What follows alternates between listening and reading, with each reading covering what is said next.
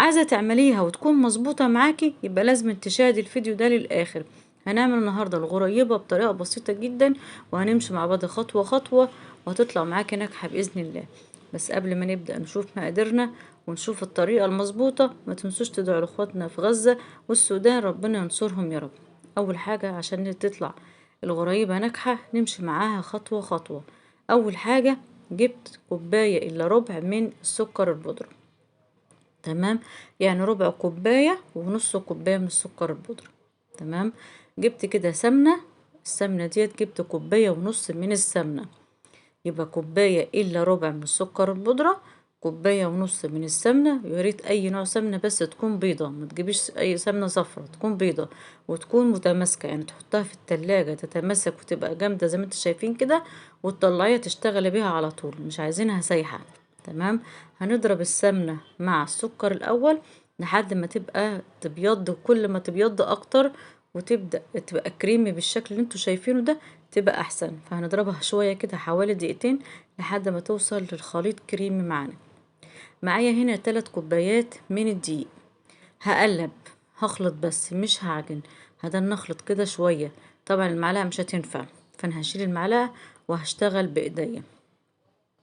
هدن نخلط فيها كده شوية بالشكل ده لحد ما الاقي العجينة بتاعتي بدأت تبقى طرية معانا، يعني مش هتاخد معانا، مش هتكمل حتى دقيقة، والله مش هتكمل دقيقة، يعني 40 ثانية وخلاص، تمام؟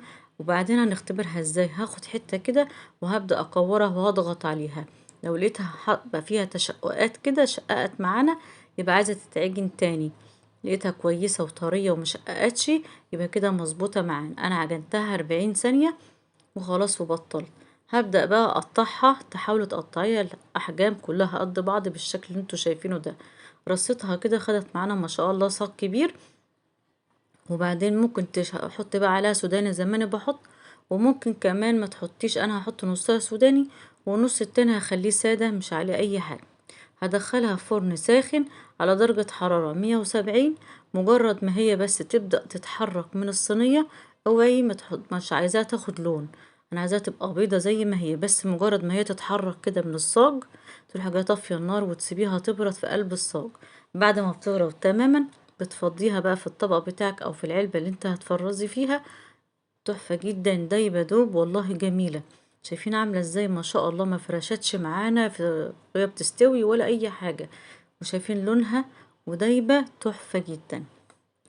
سمتكم بقى ما استاهلش بقى التعب اللي انا بتعبه وبعمل حاجات العيد كل يوم، ما استاهلش بقى تعليق حلو كده ولايك واشتراك وتشيروا الفيديو. سلام عليكم.